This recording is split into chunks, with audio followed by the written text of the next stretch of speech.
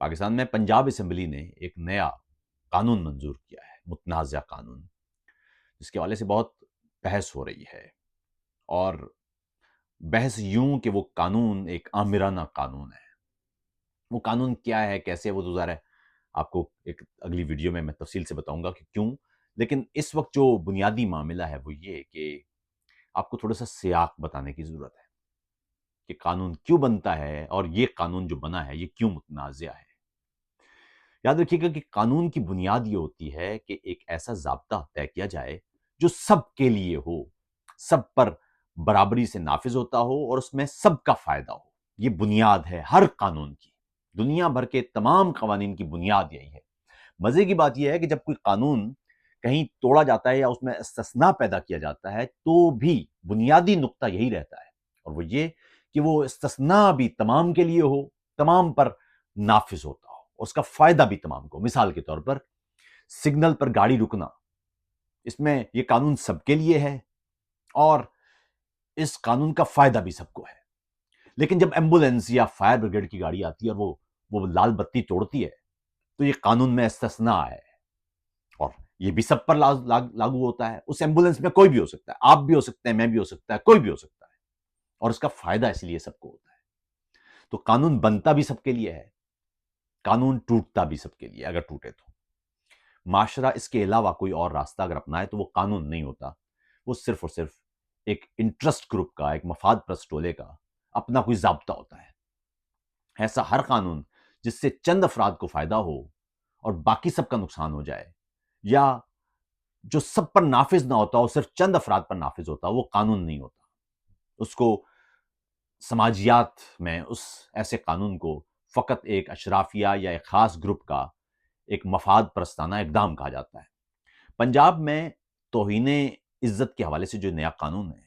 یہ متنازع کیوں ہے؟ یہ متنازع اس لیے ہے کہ یہ ایک گروپ نے، یعنی حکومت میں شامل پی ایم ایل این نے بنایا ہے۔ اس میں نہ پی پی پی شامل ہے، نہ اپوزیشن شامل ہے، نہ صحافتی تنظیمیں شامل ہیں، نہ سول سوسائٹی شامل ہے۔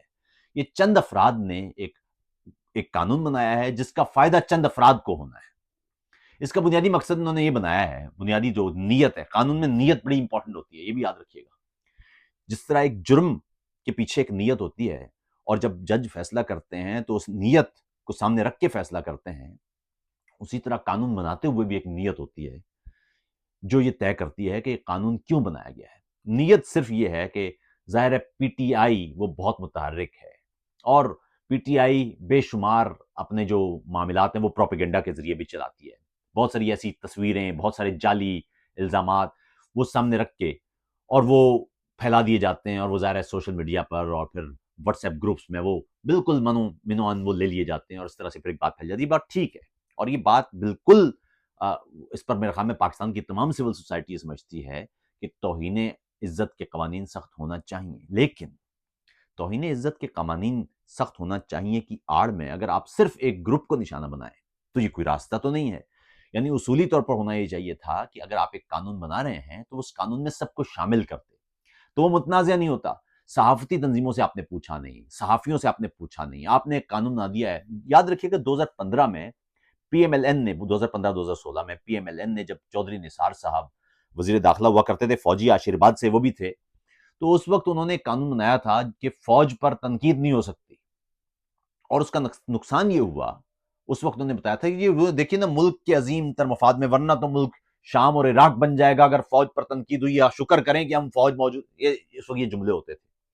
اس کا نتیجہ یہ نکلا کہ 2017 میں جب فوج نے عمران خان کے ذریعے پاکستانی ایک حکومت گرائی اور اس میں چودھری نثار کو شامل کیا، ججوں کو، صحافیوں کو، عمران ریاض اور دیگر صحافیوں کو اس میں شامل کیا گیا، جعلی پیپرز دکھائے گئے، وہ جب فوجی جرنیل ایک پورا بناتے ہیں، نیریٹو تو بنایا انہوں نے نیریٹو، اور اس کا نتیجہ یہ نکلا کہ جب بولنے لگے، یعنی فوج کے اس غیر آئینی اور غیر قانونی کردار پر بات کرنے لگے، تو وہی بل ان کے سامنے تھا جس کو سائبر کرائم بل انہوں نے بنایا تھا۔ اور پھر مزے کی بات یہ ہے کہ پی ٹی آئی کو یہ سوچنا کہ اگر یہ کام آج ہو رہا ہے تو خدا کا واسطہ یہ کام کل بھی ہو سکتا ہے، لیکن انہوں نے اس بل کو اور مضبوط کر دیا۔ عمران خان کے دور میں فوج پر تنقید پر 5 لاکھ جرمانہ اور 5 سال قید کی سزا کے تجاویز بھی سامنے آ گئی، اور سخت کر دیا گیا قانون۔ اور اس کے بعد اس قانون کی وجہ سے جو نون لیگ تھی، جس نے خود 2015-2016 میں یہ قانون بنایا تھا اور جس کو پتا ہونا چاہیے تھا کہ اس کا کتنا شدید نقصان ہو سکتا ہے، اس نے اس قانون کی بدترین اس کا عذاب جھیلا، لیکن یہ عذاب جھیلنے کے بعد سیکھا کچھ نہیں، اور وہ یوں کہ ووٹ کو عزت دو کا نعرہ لگانے پر اس کے بے شمار لوگ جو جیلوں میں گئے، بے شمار لوگ غائب کیے گئے، بہت سارے لوگ تھے جن کو اٹھایا گیا، مارا گیا، تشدد کا نشانہ بنایا گیا، دھمکیاں دی گئیں، نامعلوم نمبروں سے کالز آئیں، اور اس کے بعد جب ان کی حکومت آئی پی ڈی ایم کی، تو اس قانون کو ختم کرنا چاہیے تھا، لیکن انہوں نے ختم نہیں کیا، اس قانون کو اور مضبوط کر دیا۔ پھر نگران حکومت آئی، اس نے قانون کو اور مضبوط کر دیا۔ یہ ہے ایک پورا ایک راستہ، جس راستے کے تحت آپ نے جمہوری سپیس کو، سیاسی سپیس کو بالکل ختم کر دیا۔ اب جو یہ نیا قانون ہے، گو کہ جملے بازیاں نون لیگ کے جو ٹرولز ہیں اس وقت انہوں نے لگائی ہوئی ہیں کہ جی بڑا فائدہ ہو جائے گا اس کو، یہ جو فیک نیوز پھیلاتے ہیں ہم ان کو روک لیں گے، سدے باب کر دیں گے۔ عاطف صاحب وہ دیکھیں نا، جرمنی میں بھی تو آپ نہیں کر سکتے، تو دیکھیں نا وہی یہ جرمنی والا قانون بنایا آپ نے، یہ جرمنی میں ایسا قانون ہے۔ وہ قانون کیا، میں کل ایک تفصیلی ویڈیو میں، مجھے بہت تھوڑا وقت ہے میرے پاس آج، میں ایک تفصیلی ویڈیو میں بتاؤں گا، بلکہ شام کو ہی آج، کہ وہ کیا ہے، اس قانون کی شکیں کیا ہیں، وہ کیوں خطرناک ہیں، اور اس سے نقصان کتنا زیادہ ہو جائے گا، اور اس سے سویلین سپیس اور کیوں کم ہو جائے گی۔ لیکن بنیادی معاملہ پھر وہی ہے کہ یہ لوگ سیکھنے والے نہیں ہیں، ان کو معلوم ہونا اچھا، اور اس کی وجہ کیا ہے، یہ آج کا سوچتے ہیں۔ یہ جتنے بھی سیاستدان آپ کو نظر آتے ہیں نا، وہ مین سٹریم پارٹیز ہوں کہ چھوٹی پارٹیز ہوں، آپ کے ہاں بدقسمتی دیکھیے کہ جتنے بھی سیاستدان ہیں، ان کا بنیادی نظر آج پر ہوتی ہے، یہ دور اندیشی کا مظاہرہ نہیں کرتے۔ وہ نیلسن منڈیلا نے کہا تھا کہ سیاستدان میں اور رہنما میں فرق یہ ہوتا ہے کہ سیاستدان اگلے انتخابات کا سوچتا ہے اور رہنما اگلی نسل کا سوچتا ہے۔ یہ اگلی نسل کا نہیں سوچتے، یہ آج کا سوچتے ہیں، اس سے آج کا فائدہ ہو جائے گا۔ یہی حال ہم پچھلے کوئی 30-35 سال سے دیکھ رہے ہیں، ہمیشہ یہ آج کا فائدہ سوچتے ہیں اور کل کا نقصان کر بیٹھتے ہیں۔ میری رائے میں اس بل کو، جو بل جس میں صرف ایک پارٹی انوالو ہو، پی پی پی تک اس سے الگ ہو گئی، دور ہیں، خود سوچیں آپ، تو کچھ تو گڑبڑ ہے نا۔ وہ ٹھیک معاملہ بھی ہو، لیکن اگر آپ نے کنسنسس نہیں کیا، اگر تمام لوگ آپ کے ساتھ شامل نہیں ہیں، تو اس کو متنازع چیز کو کسی صورت جائز قرار دینا ہی نہیں چاہیے، اس میں شامل ہی نہیں ہونا چاہیے۔ ایک چیز جو متنازع ہو جائے،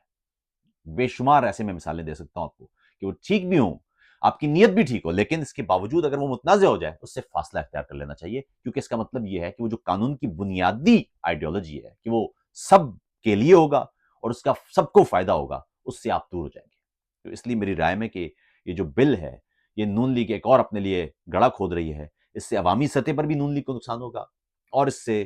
جو طویل المدتی بنیادوں پر اس کے جو اساس ہے اور پاکستان کو، وہ سب کو نقصان ہوگا، اس کا کسی کو فائدہ نہیں ہوگا۔ اپنا بہت خیال رکھیے گا۔ السلام علیکم۔